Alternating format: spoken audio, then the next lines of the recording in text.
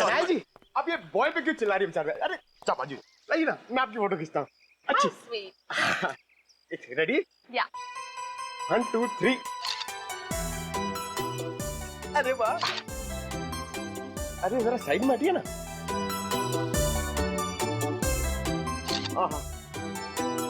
क्या बात। पंकज, अब एक फोटो मेरी और शनाया जी की भी। हाँ?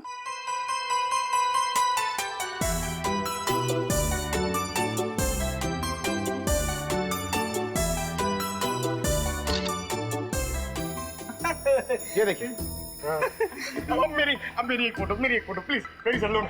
जो फैंस के लिए शनाया इतना तो कर ही सकती है। Thank you.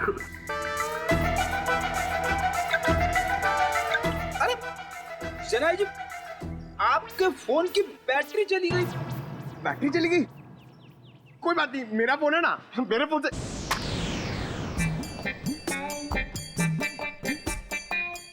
नो, मेरा फोन हैंग हो गया। रहने दे पंकज, तेरी किस्मत में नहीं है शनाया जी के साथ फोटो खिंचवाना। अरे ऐसे कैसे नसीब में नहीं है? अपना फोन निकालो, उसमें कैमरा है। क्या समझता नहीं है? मेरा फोन मेरी तरफ पुराना है, इसमें कैमरा नहीं है। ये देख, वो अपना खाना अपने कमरे में बैठकर अकेले में खाता है। मेरे ख्याल से कुछ बात है जो उसे अंदर ही अंदर खाई जा रही है। अच्छा, क्या आपने पूछा नहीं उससे? हमने बहुत कोशिश की, लेकिन वो किसी की नहीं मानता। लीजिए, बंटी आ गया। ACP uncle. अरे तुम्हारी याद आ गई तो सोचा जाकर मिल लो। हाँ, कैसे हो बेटा, ठीक हो? हाँ अंकल। स्कूल में मजा आती है? हाँ अंकल, ये स्कूल बहुत अच्छे है, यहाँ के टीचर्स और बाकी सब भी बहुत अच्छे हैं। अरे वाह। इसका मतलब है स्कूल में तुम्हारा दिल लग गया है ना? हाँ अंकल। अरे हाँ, ये लो। अंकल, ये तो मेरी फेवरेट चॉकलेट है। तुमने अच्छे मार्क्स कमाए ना, इसलिए। अच्छा बेटा, एक बात बताओ, तुम्हें किसी चीज की परेशानी है? नहीं अंकल। तो फिर हमारे प्रिंसिपल सर और बाकी के टीचर्स भी कहते हैं कि तुम आजकल गुमसुम से रहते हो, मायूस से रहते हो। क्यों, क्या प्रॉब्लम है बेटा? नहीं अंकल, ऐसा कुछ भी नहीं है। तो फिर बेटा आप आपके बाकी दोस्तों के साथ बाहर खेलने क्यों नहीं जाते? राहुल भी तो खेलने नहीं आता। राहुल? राहुल कौन है बेटा? अंकल, वो मेरा सबसे अच्छा दोस्त है। वो उदास रहता है, इसके लिए मैं उदास रहता हूँ। क्यों? अंकल, वो ठीक है, क्या मैं राहुल को मिल सकता हूँ? जी जरूर। Thank you.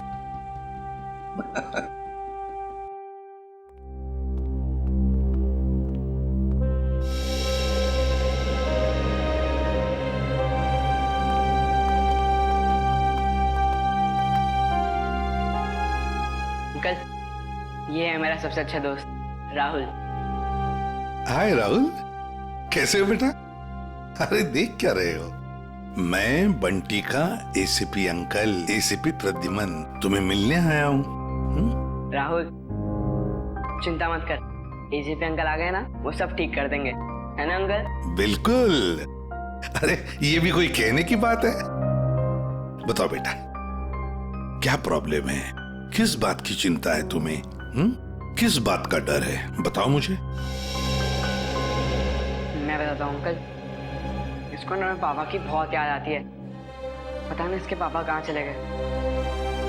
पापा चले गए? ये तो बहुत बुरा हो गया। और अंकल, इसको ना रात में डरावने सपने भी आते हैं। अच्छा, डरावने सपने आते हैं? मगर राहुल, तुम तो बहादुर बच्चे हो ना? तुम डरना नहीं किसी भी बात से, है ना? चलो अब बताओ, कब गए पापा तुम्हारे? बताकर गए तुम्हें? नहीं, मुझे तो लग रहा है पापा को वो ब्लैक रेनकोट वाले अंकल कहीं लेकर गए। ब्लैक रेनकोट वाले अंकल? हाँ, 3 महीने हो गए पापा मुझसे मिले भी नहीं है। 3 महीने हो गए? कोई बात नहीं, अच्छा शुरू से बताओगे, पापा कैसे गए, कब गए, और उस रेनकोट वाले अंकल के साथ गए या और किसी के साथ? अंकल, हम पुणे में रहते थे। उस दिन संडे की रात थी। मैं घर पे ही पढ़ रहा था। उस दिन ट्यूशन भी नहीं गया था। पापा रात का खाना बना रहे थे, मेरे पसंद का खाना। राहुल, बेटा होमवर्क जल्दी कर लो। तुम्हारी मनपसंद बिरयानी बस 2 मिनट में रेडी। हाँ पापा, उसकी खुशबू मुझे यहाँ भी आ रही है। हाँ, बहुत स्वादिष्ट लग रहा है। अच्छा बदमाश है जा। मुझे ये बताओ तुमने होमवर्क क्या किया अभी तक? पापा मैंने मैथ्स के सम्स किए हैं। तो दिखाओ। अरे वाह, मेरा बेटा इतनी मेहनत जो कर रहा है, इस बार तो अच्छे नंबर आने वाले हैं। पापा आपको एक बात बताऊं, मैं ना नंबर के लिए पढ़ाई नहीं कर रहा हूँ। मैं तो आपके बिरयानी के लिए पढ़ाई कर रहा हूँ। चलो जल्दी होमवर्क पूरा करो। ओके पापा।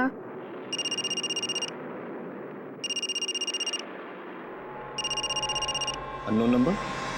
हेलो, ये किस नंबर से फोन किया है? मेरे घर पे इस वक्त? देखो ज्यादा होशियार बनने की कोशिश मत करो, समझे? चलो चलो अंदर। पापा गुस्से में क्यों हो? नहीं बेटा, अंदर जाओ, और जब तक मैं ना बुलाऊं तुम बाहर मत आना, ठीक है? ठीक है पापा।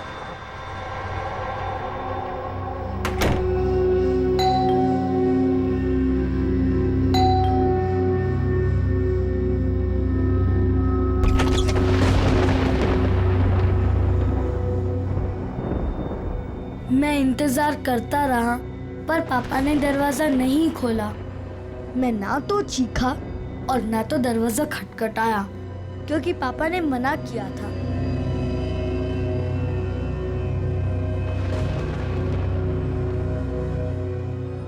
मुझे सिर्फ तेज म्यूजिक की आवाज आ रही थी।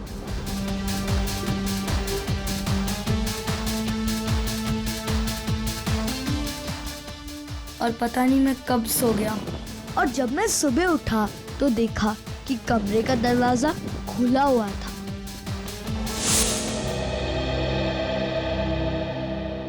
तुम्हारी मम्मी कहाँ है बेटा? घर पर है? नहीं, मम्मी तो भगवान जी के घर में है।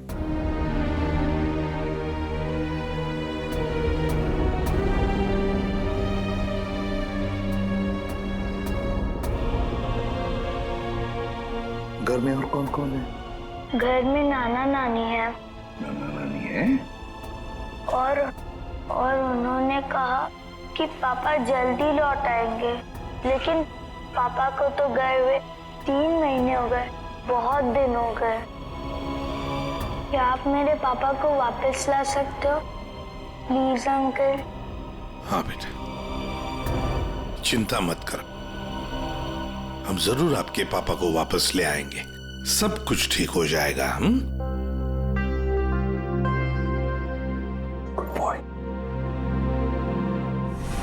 जी सर, आप आ जाइए, मैं इंफॉर्मेशन निकलवा देता हूँ। Yes sir, okay. क्या हुआ सर? क्या कहा एसीपी सर ने? ये बंटी की परेशानी की वजह उसके दोस्त राहुल से जुड़ी हुई है। राहुल के पिता मिस्टर विशाल की कुंडली निकालने को कहा है सर ने। पुणे से गायब हुए थे मिस्टर विशाल 29 जून को। उनके बारे में जो भी जानकारी मिलती है सब निकाल लो। सर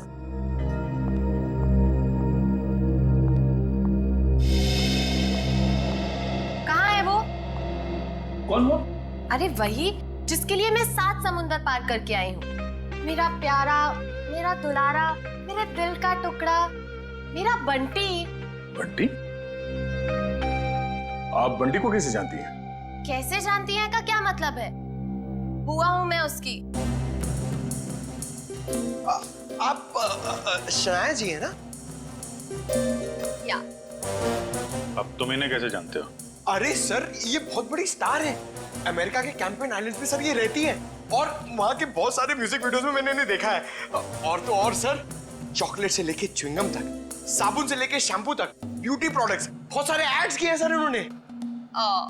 मुझे ये नहीं पता था कि इंडिया के सीआईडी ब्यूरो में भी मेरे फैंस होंगे। वो सब तो ठीक है मैडम, हम ये कैसे मान ले कि आप बंटी की बुआ हैं? कैसे मान ले का क्या मतलब है?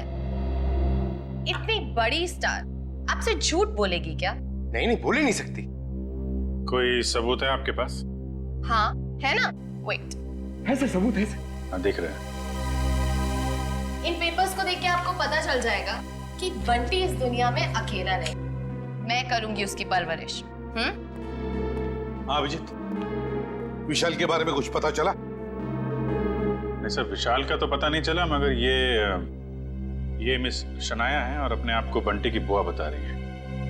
ये उनके पेपर्स है सर। बंटी ने तो कभी आपके बारे में बताया नहीं था। अरे कैसे याद रहेगा? उसने मुझे आखिरी बार तब देखा था जब वो 3 साल का था। और वैसे भी अब मैं इतनी बड़ी स्टार बन गई हूँ। अच्छा ठीक है, पहले आपके सारे कागजात हम चेक करेंगे, बाद में आपको कांटेक्ट करेंगे। थोड़ा जल्दी कीजिएगा, वो क्या है ना, मुझे बहुत सारा काम और मुझे अपनी कंट्री वापस भी लौटना है। Okay thank you. चलो किट्टू। रेडी पंकज, इस बुआ पर नजर रखो अच्छी तरह से, इसकी पूरी कुंडली निकालो।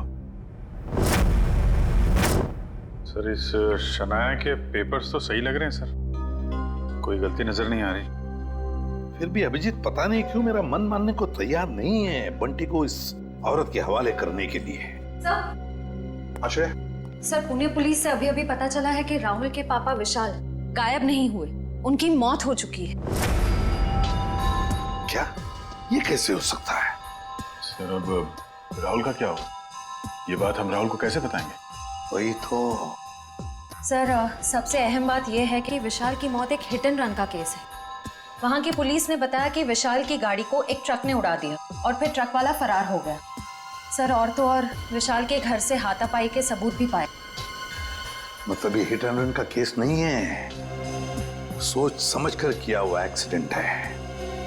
अभिजीत कुछ ना कुछ तो गड़बड़ जरूर है। सर ये केस हम लोग दोबारा खुलवा सकते हैं? बिल्कुल अभिजीत, ये केस फिर से ओपन करते हैं। तुम पुणे चले जाओ और इस केस का पूरा इन्वेस्टिगेशन करो।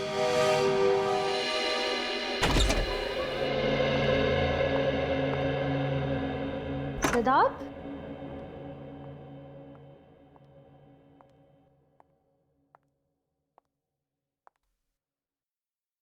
सिद्धार्थ,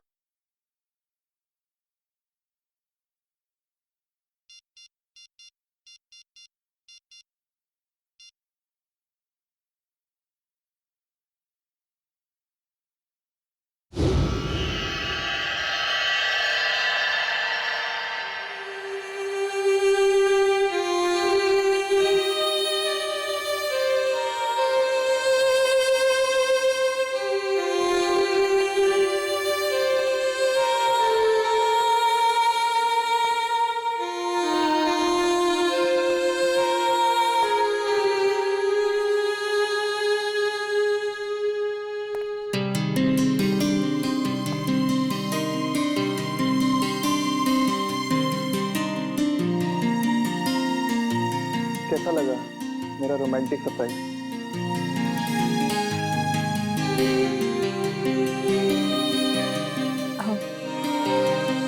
इसकी क्या जरूरत थी सिद्धार्थ? ये तो कुछ भी नहीं है। अगर मेरा बस चलता तो तुम्हारे चांद तारे तक तोड़ के ले आता।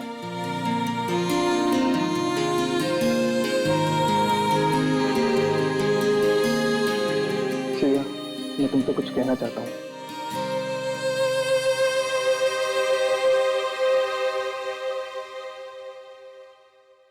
Will you marry me? Please मना मत करना, वरना मेरा दिल टूट जाएगा।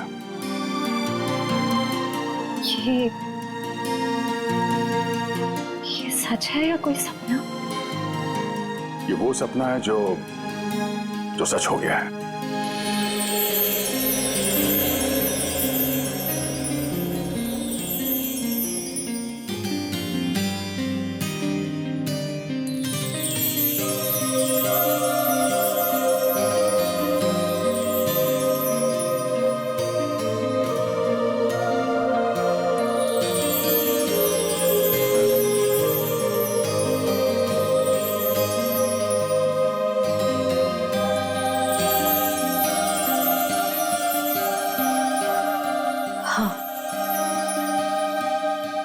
तुमसे शादी करूंगी।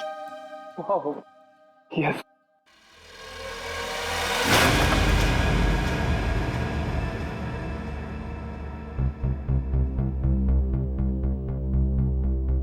क्या हुआ, ये फूल पसंद नहीं आए? वैसे भी मुझे इनका रंग कुछ खास नहीं लगा। नहीं, फूल अच्छे हैं, ऐसी कोई बात नहीं है। तो ऐसी बात नहीं है तो क्या बात है श्री? कोई बात नहीं है सिद्धार्थ। श्री, मैंने देखा है हम जब भी मिलते हैं आप खुद होकर दिखते हो। कुछ तो बात है जो छुपा रहे हो। सिद्धार्थ, मैं कह रही हूँ ना, कोई बात नहीं है। प्लीज ये सवाल बार बार मत करो, मुझे नहीं अच्छा लग रहा है। क्या आप इस रिश्ते से खुश नहीं हो, या फिर ये शादी आपकी मर्जी के खिलाफ हो रही है? मुझे इस बारे में इस वक्त कोई बात नहीं करनी। ओके ठीक है, जब मूड हो तो बता देना।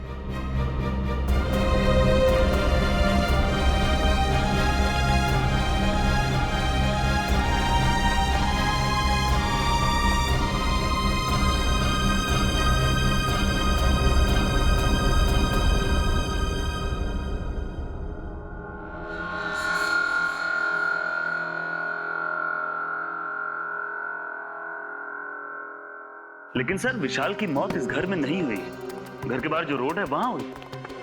हाँ, लेकिन क्राइम सीन के फोटो के हिसाब से घर पे भी हाथापाई तो हुई है ना? हाँ जी बिल्कुल हुई सर, लेकिन हाथापाई के बाद विशाल जो है वो घर से बाहर निकल गया और बाहर उसकी मौत एक ट्रक एक्सीडेंट में हो गई। हाँ, फोरेंसिक रिपोर्ट में भी मौत की वजह एक्सीडेंट है, लेकिन एक्सीडेंट से पहले विशाल थोड़ा घायल जरूर हुआ था। एक्सीडेंट नहीं है ये, मर्डर है, मर्डर। खूनी जब अपना काम पूरा नहीं कर पाया तो उसने बचा हुआ अधूरा काम बाहर जाके किया। निखिल, मयूर,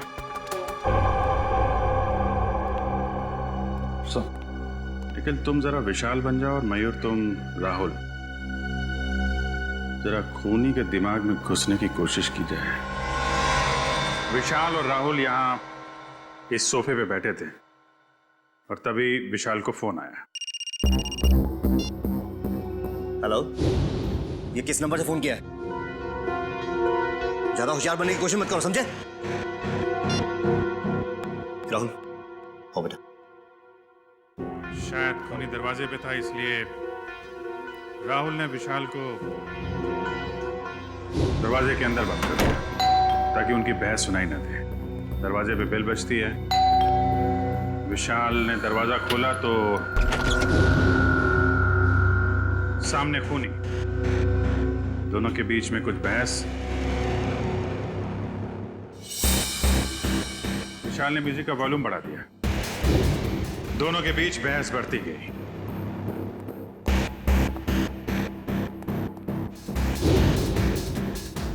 मामला हाथापाई तक पहुंच गया।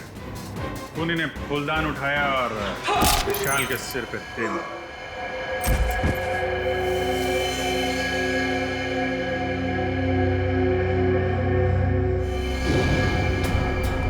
खूनी वहां से गायब। लेकिन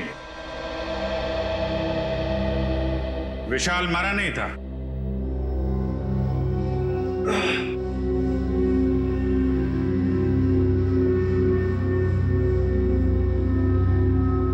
वो मदद मांगने के लिए घर से बाहर गया जहां ट्रक ने उसे उड़ा दिया।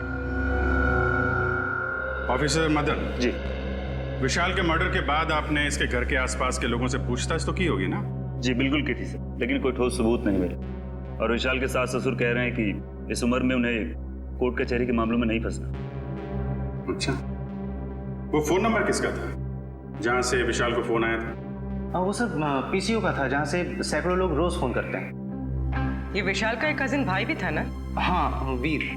पर उसने भी कोई खास दिलचस्पी नहीं दिखाई उसके खूनी को पकड़वाने में, और अचानक ही उसके पास बहुत सारा पैसा भी आ गया था। क्या?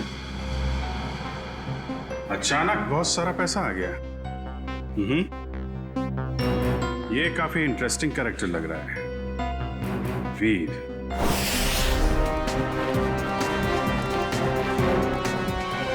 बंटी बेटा, अब तुम्हें घबराने की कोई जरूरत नहीं।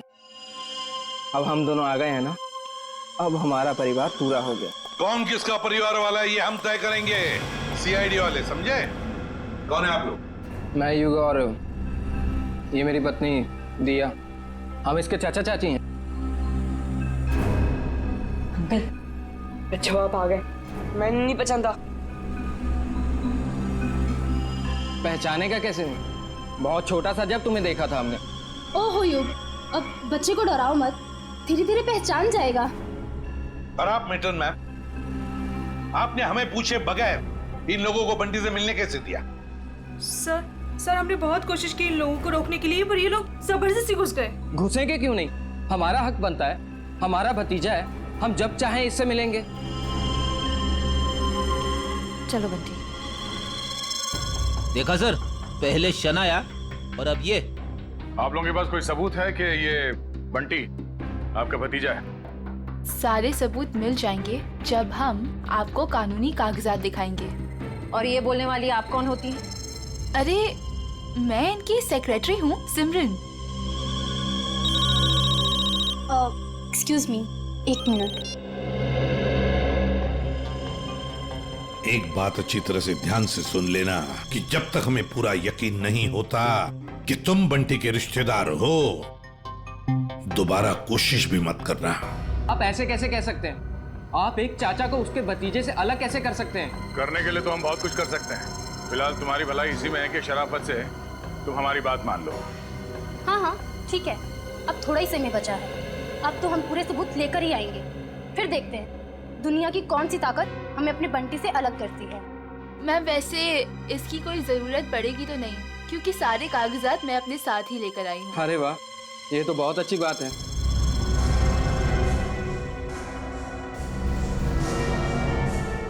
क्यों एसीपी साहब, अब तो हम अपने बंटी से मिल ही सकते हैं ना, जहाँ अभी भी हम पर कोई बैन लगा हुआ है। बिल्कुल नहीं मिल सकते बंटी से, जब तक हमें पूरी तसल्ली नहीं होती ये कागज सही है, समझा? जाइए। अभी तो हम जा रहे हैं, लेकिन देख लेना एसीपी साहब, आप हमें खुद बुलाएंगे वापस बंटी की कस्टडी लेने। चलो।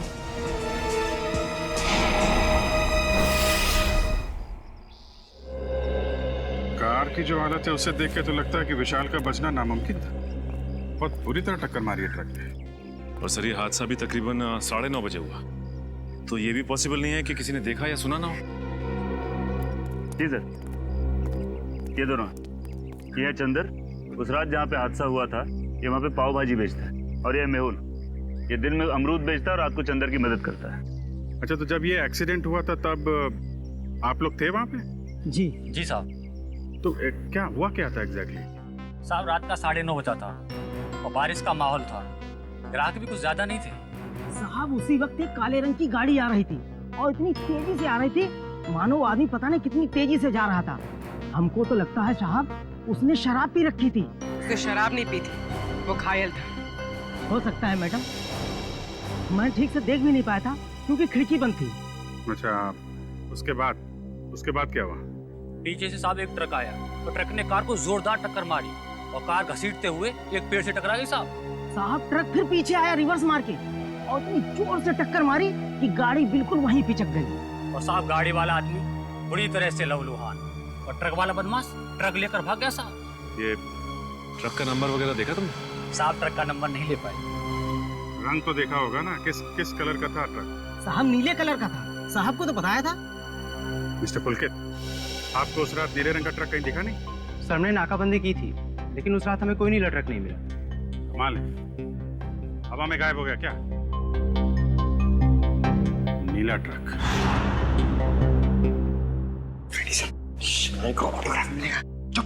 सीरियस रहो। बंटी, ये शनाया है और इनको तो तुम जानते ही हो। बंटी, तेरा बच्चा। अपने फिल्मी डायलॉग अपने पास ही रखो। बंटी तुम्हारा नहीं, हमारा रिश्तेदार। बंटी बेटा, मैं तुम्हारे पापा का चचेरा भाई। आओ, अंकल के गले नहीं लगोगे? बंटी बेटा, अजनबियों के गले नहीं मिला करते हैं। और आपको पता है, मेरे पास तो सबूत है कि आप मेरे भतीजे हो। ये कागजात फॉर योर काइंड इंफॉर्मेशन हमारे पास भी है। किसके कागजात असली है, किसके कागजात नकली, ये हम तय करेंगे। तब तक बंटी किसी के पास भी नहीं जाएगा। आप लोग बंटी के साथ सिर्फ 5 मिनट के लिए मिल सकते हैं। अंकल, मुझे इनसे किसी से नहीं मिलना। मुझे किसी की जरूरत नहीं है, मैं अकेला रह सकता हूँ अंकल। बेटा, ऐसे नहीं कहते, बड़ों के साथ ऐसे बात नहीं करते। जो काम करना है वो करना ही चाहिए, है ना? 5 मिनट के लिए मिल लो इन सबसे। Come on, good boy. Sir, मुझे लगता है बंटी को घर ले जाने के लिए जो ज्यादा उत्सुक होगा उससे बंटी से नहीं, उसके पैसे से प्यार है। हाँ, मगर जब तक हम लोग है कोई कुछ नहीं कर सकता। दूध का दूध और पानी का पानी हम ही करें। मैं जानती हूँ कि आप सपने में भी नहीं सोच सकते होगे कि आप इतने खुशनसीब होंगे। बेटा, शनाया आंटी आपके पापा की कजिन सिस्टर है, यानी कि आपकी बुआ। और आपको पता है शनाया आंटी के साथ रहने का एक और क्या फायदा है? मैं आपको भी फिल्मों में रोल दिलवा दूंगी। ग्रेट ना? फिल्मों में कोई दिलचस्पी नहीं है आंटी। क्या तुम्हें फिल्में पसंद नहीं है? मुझे तो ये भी नहीं पता था कि आप एक एक्ट्रेस हैं। शनाया की इतनी बड़ी इंसल्ट। देखा सर, कैसी बुआ है ये। बंटी को फिल्में पसंद नहीं है तो उसे छोड़ के चली गई। बंटी, देखो बंटी, कागजों में साफ साफ लिखा है कि तुम हमारे रिश्तेदार हो और ये बात तुम्हें माननी पड़ेगी। ये बंटी को समझा रहे या धमका रहे? ये कैसे बात कर रहे हो तुम इससे? देखो बंटी बेटा, कागजात के मुताबिक हम ही तुम्हारे रिश्तेदार हैं, पर रिश्ते कागज के टुकड़े से नहीं जुड़ते, दिल से जुड़ते हैं। और अगर आप हमें नहीं अपनाओगी तो कागज का कोई भी टुकड़ा हम एक दूसरे के करीब नहीं ला सकता। हाँ बंटी बेटा, हम आपको वैसे ही रखेंगे जैसे कोई भी माँ बाप अपने बच्चे को रखता है। हर कोई बंटी को अपने तरीके से बहलाने फुसलाने की कोशिश में लगा हो।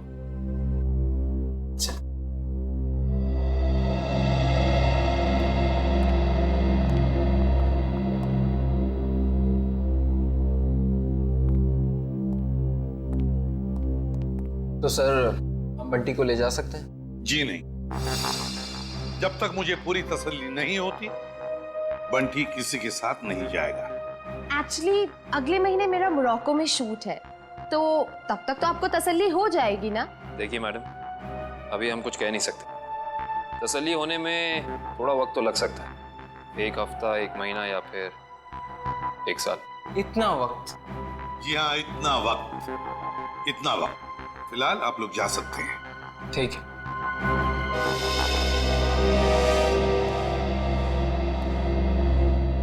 क्यों हीरो, भूख लगी है? लगी है। पिज्जा खाएंगे आप? पिज्जा तो मुझे बहुत पसंद है। अच्छा, पिज्जा बहुत पसंद है तो प्रोड्यूसर को बोलते। सर, मैं यूं गया और यूं आया।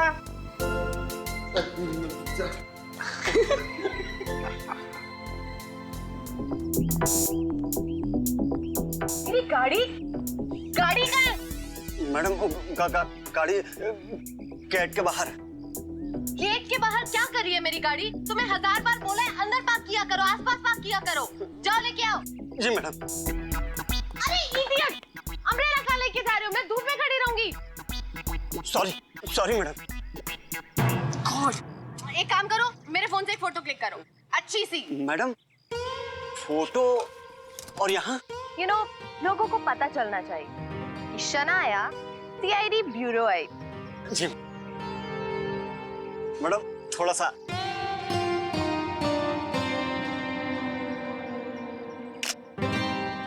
दिखाओ। ये कितनी गंदी फोटो क्लिक की है। ओ गॉड, तुम्हें अच्छे से एक फोटो क्लिक करना भी नहीं आता। अरे शनाया जी, आप ये बॉय पे क्यों चिल्ला रही है? अरे चापा जी, लाइए ना, मैं आपकी फोटो खींचता हूँ। अच्छी। स्वीट। रेडी? या। 1 2 3। अरे वाह, अरे जरा साइड में हटिए ना।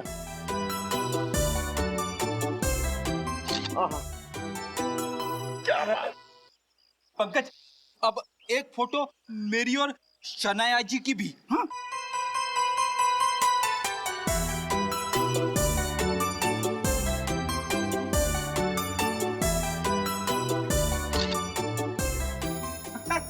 ये देखिए। अब मेरी एक फोटो प्लीज, मेरी चल लो। जो फैंस के लिए शनाया इतना तो कर ही सकती है। Thank you. अरे शनाया जी, आपके फोन की बैटरी चली गई। बैटरी चली गई? कोई बात नहीं, मेरा फोन है ना, मेरे फोन से।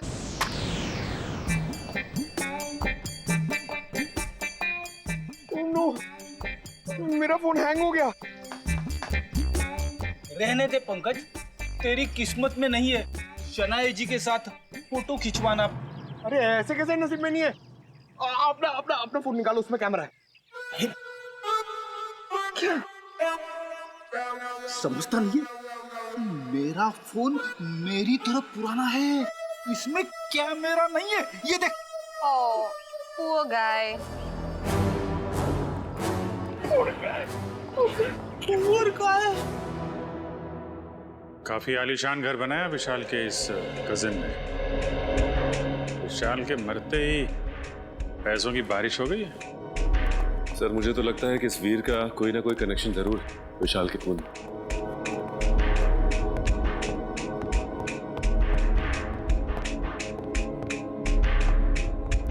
सीआईडी मेरे घर पर? कहीं मैं सपना तो नहीं देख रहा? खुली आंखों से सपने नहीं देखे जाते मिस्टर वीर। हम यहाँ ये जानने आए हैं कि आपने विशाल के खूनी को पकड़वाने में दिलचस्पी क्यों नहीं दिखाई? क्या दिलचस्पी दिखाता मैं? पुलिस ने मुझे जो कुछ पूछा मैंने साफ साफ बता दिया। अब मैं खुद डिटेक्टिव तो नहीं बन सकता ना खूनी को पकड़वाने के लिए। भाई की मौत ने भले ही आपको डिटेक्टिव ना बनाया, लेकिन काफी अमीर जरूर बना दिया। ऐसी कौन सी लॉटरी लगी आपको कि एक छोटे से फ्लैट से आप इतने बड़े बंगलों में आ गए? इस सवाल का विशाल की मौत से क्या लेना देना है? एक मिनट, कहीं आप लोग मुझ पर तो शक नहीं कर रहे हैं? जी हाँ, आप बिल्कुल सही समझे। वैसे आप ये बताने का कष्ट करेंगे कि इतने कम समय में इतनी सारी दौलत आपके पास आई कहां से? मेरे दूर के मौसा जी का देहांत भी उसी वक्त हुआ था जब विशाल की मौत हुई। वही मेरे नाम ये सारी जायदाद करके गए। आप चाहें तो मैं उनकी वसीयत की एक कॉपी आपको दिखा सकता हूं। देखेंगे, जरूर देखेंगे। पहले आप ये बताइए कि विशाल की किससे दुश्मनी थी? कौन मार सकता है उसे? पता नहीं, वो तो काफी सीधा साधा था। हाँ, ऑफिस के काम को लेकर वो कुछ परेशान सा रहता था। अच्छा, कहीं ऐसा तो नहीं कि ऑफिस का कोई झगड़ा उसकी मौत की वजह बन गया? विशाल मर्डर केस आपने फिर से ओपन कर दिया? क्या करें, आदत से मजबूर है। जब तक कोई भी खूनी खुलेआम घूम रहा हो, हमारी भूख प्यास नींद सब उड़ जाती है।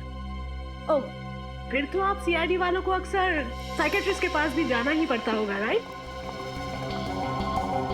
बुरा ना मानिएगा, मेरा मतलब है कि काफी मुश्किल जॉब है, नहीं? आप? मेरा नाम कियाना है, ये मेरा ही ऑफिस है।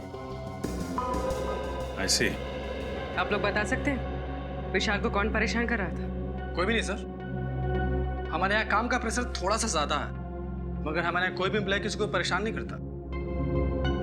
वैसे आपकी तारीफ? ओ, मैं निशान, मैम का मैनेजर। विशाल फोन पर अक्सर झगड़े करता रहता था। मैडम ने तो एक दो बार डांटा भी कि काम के वक्त फोन पे बातें करता रहता है। अच्छा, फोन पे झगड़ा? जरा इस विशाल का ये फोन रिकॉर्ड निकालो। अरे madam, madam, Sana ji, Sana ji, Sana ji, Sana ji, please. Sana ji, Sana ji, एक सना जी, सवाल, एक सना जी, एक सवाल, सना जी, सना जी, सना जी, एक सवाल, सिर्फ एक सवाल, एक सवाल, एक सवाल। सना जी, प्लीज देखिए फोन को। सना जी, इस पार्टी की वजह? एक वजह हो तो बताओ, दो वजह है। वजह नंबर 1, इंडिया आते ही मुझे 3 हिंदी फिल्मों में हीरोइन बनने का ऑफर मिला है। मैंने अभी तक फैसला तो नहीं किया है कि मैं कौन सी फिल्म करूंगी और कौन सी नहीं। ये तो बहुत अच्छी बात है कि आपको 3 फिल्मों में हीरोइन का रोल ऑफर हुआ। वैसे वो दूसरी बात क्या है? मेरा भतीजा बंटी, बहुत जल्दी उसकी कस्टडी मुझे मिलने वाली है। मगर सीआईडी ने तो अब तक आपको बंटी का असली रिश्तेदार नहीं माना है। हाँ, मुझे पता है वो लोग काफी देर लगा रहे हैं, लेकिन एक ना एक दिन बंटी को उसकी असली बुआ के पास आना ही होगा। पता नहीं हिंदी फिल्मों में ढंग की एक्ट्रेस कब लेंगे। अभिनेत्री वो होनी चाहिए जिसे एक्टिंग आती हो, न कि वो जो मेकअप पोत के कैमरे के सामने आ जाए। बिल्कुल ठीक। वैसे इसका इंडिया आने का मकसद बंटी या फिल्म नहीं, बल्कि बंटी की वो 500 करोड़ की दौलत है जिसका वो अकेला वारिस है। पियो पियो पियो, एंजॉय। जाम से जाम छलगाओ भाई, सनाया मैम की पार्टी है। Enjoy enjoy enjoy. Hello, excuse me, आपकी तारीफ उसकी जिसने ये दुनिया बनाई और हमें इस दुनिया का सम्राट सम्राट कुमार। बंटी का असली रिश्तेदार यानी कि उसका मामा। मामा? रातों रात बंटी के रिश्तेदार ऐसे भीड़ लगा रहे हैं जैसे बिन बुलाए बाराती।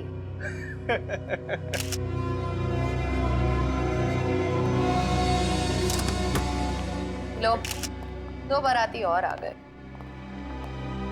आप लोग एंजॉय कीजिए, ओके? पियो पियो पियो। अपनी शाम खराब करने का इससे अच्छा तरीका और क्या हो सकता है? यकीन नहीं आता कि हम इस ड्रामेबाज की पार्टी में आए हैं। कभी कभी अच्छी सेहत के लिए कड़वी दवाई पीनी पड़ती है डालो, और फिर यहाँ आकर ही तो हमें इसके असली चेहरे का पता चलेगा। तुम ये क्या कर रही हो? जाओ सर के लिए जूस लेकर आओ। इस खेल में सब खिलाड़ी अपना समय बर्बाद कर रहे हैं। इस खेल का असली सिकंदर तो मैं हूं। ओ हाय, मुझे नहीं पता था कि आप लोग भी आने वाले हैं। तुम्हारी आखिरी पार्टी आते के समय, आने वाला समय तुम्हारा गम में जो जाएगा। बंटी और बंटी की जायदाद तुम्हें कहाँ मिलेगी? बंटी किसको मिलेगा और किसको नहीं, वो तो आने वाला वक्त ही बताएगा। आपका juice.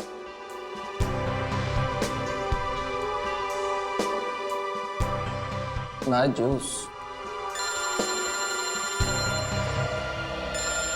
Excuse me. Hello hello, जरा तेज बोलिए, सुनाई नहीं दे रहा। हेलो। तेज बोलने से भी नहीं सुनाई देगा। थोड़ा दूर जाके बात कर लीजिए।